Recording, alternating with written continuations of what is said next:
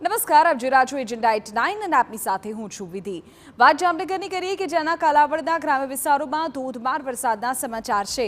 ભારે વરસાદને પગલે ખરેડી, નપાણિયા, ખીજડીયા, પીપર, નાના વડાલામાં જળબંબાકારની સ્થિતિ સર્જાઈ છે। કાલાવડના ખરેડી ગામમાં 6 ઇંચથી વધુ વરસાદ ખાબકતા આખું એક ગામ બેટમાં ફેરવાઈ ગયું છે। ખરેડી ગામમાં ઘૂંટણસમા પાણી ભરાતા ગ્રામજનો મુશ્કેલીમાં મુકાયા છે, તો સ્થાનિક નદીમાં પણ ઘોડાપૂરની સ્થિતિનું નિર્માણ થયું છે।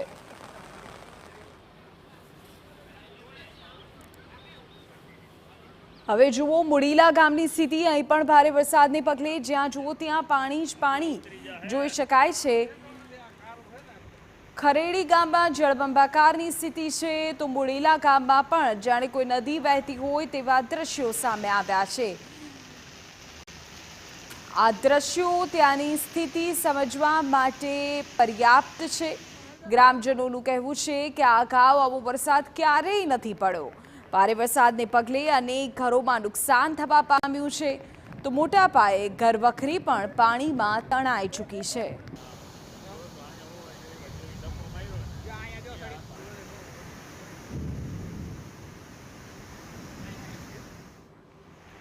હમણાં ઉતરી ગયા।